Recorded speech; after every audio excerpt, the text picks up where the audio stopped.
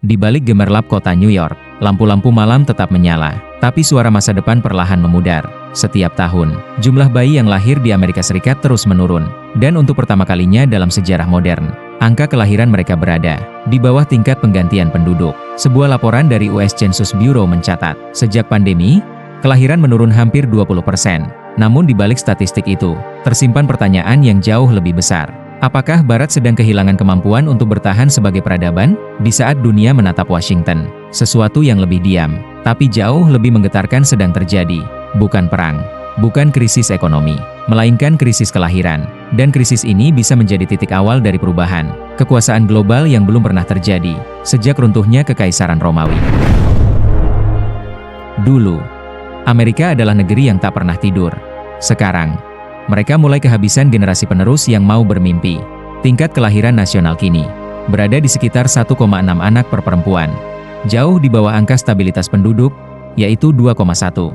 Laporan dari Pew Research Center mengungkapkan bahwa generasi muda Amerika semakin menunda pernikahan, menolak tanggung jawab keluarga, dan lebih memilih hidup sendiri. Dalam satu dekade terakhir, pernikahan menurun lebih dari 40%. Sementara tingkat kesepian meningkat 2 kali lipat. Bagi sebagian orang, ini adalah tanda kebebasan. Bagi pengamat geopolitik, ini adalah alarm merah. Karena sejarah telah berulang kali membuktikan, peradaban yang kehilangan generasi mudanya, perlahan kehilangan masa depannya. Dampaknya tak hanya sosial. Ekonomi Amerika mulai terasa berat menopang populasi menua. Tenaga kerja menyusut, sistem pensiun menekan anggaran, dan biaya kesehatan melonjak tajam. Di atas kertas, kekuatan militer dan teknologi Amerika masih mendominasi. Tapi di fondasinya, sebuah kekosongan demografis sedang tumbuh, menggerogoti kekuatan dari dalam. Pertanyaannya sederhana. Mengapa masyarakat yang paling maju di dunia justru berhenti ingin melanjutkan keturunannya? Jawabannya terletak pada perubahan nilai.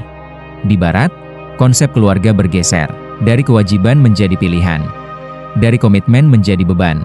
Individualisme ekstrim dan gaya hidup modern mendorong banyak orang untuk fokus pada karir, kebebasan pribadi, dan pencapaian material. Teknologi memperluas dunia mereka, tapi juga menciptakan kesepian yang tidak pernah terjadi sebelumnya.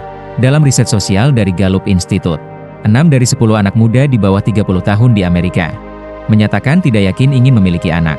Alasan mereka beragam. Kondisi ekonomi, ketidakstabilan emosional, atau ketakutan akan masa depan yang tidak pasti. Namun satu benang merahnya jelas. Mereka kehilangan makna untuk membangun sesuatu yang lebih besar dari diri mereka sendiri. Di tengah perubahan itu, muncul pula fenomena sosial baru, gerakan identitas, feminisme gelombang baru, dan komunitas yang menolak norma tradisional. Di satu sisi, ini adalah puncak kebebasan. Namun di sisi lain, kebebasan tanpa arah bisa berubah menjadi kekosongan. Dan di ruang kosong itulah, muncul kekuatan lain yang tidak banyak diperhatikan. Kelompok yang masih berpegang pada nilai lama, pada tradisi, dan pada ajaran yang tidak berubah oleh zaman. Sementara Barat tenggelam dalam krisis kelahiran, dunia Timur melangkah dengan arah yang berbeda.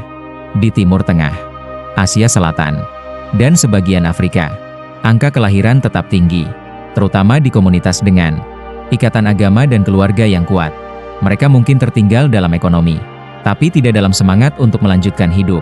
Di negara-negara dengan populasi muslim besar, seperti Indonesia, Pakistan, dan Mesir, pertumbuhan demografi masih positif. Generasi mudanya tumbuh cepat, terkoneksi dengan teknologi, dan perlahan mengambil alih ruang ekonomi digital global. Dari sudut pandang demografi, inilah kekuatan masa depan. Populasi muda adalah sumber energi, ide, dan kerja. Faktor ini kini menjadi perhatian serius lembaga intelijen dan think tank global. Sebab sejarah mengajarkan, kekuatan militer dan ekonomi selalu mengikuti kekuatan demografi. Ketika satu dunia menua dan kehilangan semangatnya, dunia lain justru memasuki masa kebangkitan. Dan di balik angka-angka itu, satu kenyataan muncul.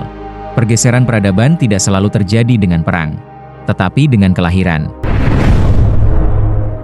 Para ekonom menyebut fenomena ini sebagai demographic replacement, penggantian alami kekuatan dunia, bukan oleh senjata, tapi oleh jumlah generasi yang masih tumbuh.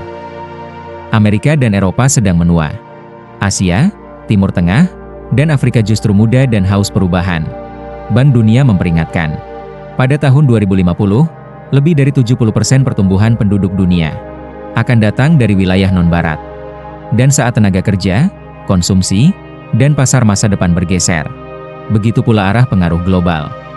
Dunia baru tidak lagi ditentukan oleh siapa yang punya senjata paling banyak, tapi oleh siapa yang masih melahirkan masa depan. Pertanyaannya kini bukan apakah perubahan itu akan terjadi, tapi siapa yang siap menanggung konsekuensinya. Karena setiap kali sejarah bergerak, selalu ada peradaban yang kehilangan panggung, dan yang lain siap menggantikan. Di tengah gemuruh politik dan berita perang, satu suara sering luput dari perhatian, yaitu tangisan bayi. Namun justru disitulah masa depan dunia ditulis. Barat mungkin masih memegang kendali ekonomi, militer dan teknologi, tapi tanpa generasi baru. Mereka hanyalah kekuatan yang perlahan menua.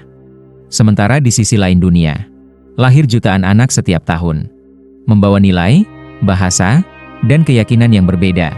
Dunia sedang berubah. Tidak dengan ledakan, tapi dengan kelahiran. Dan ketika sejarah mencatat pergantian peradaban, ia tidak akan menulis siapa yang paling kaya, tapi siapa yang paling bertahan. Saya pengamat biru. Dan inilah kisah tentang dunia yang perlahan bergeser saat Barat mulai sepi, dan masa depan berputar ke timur.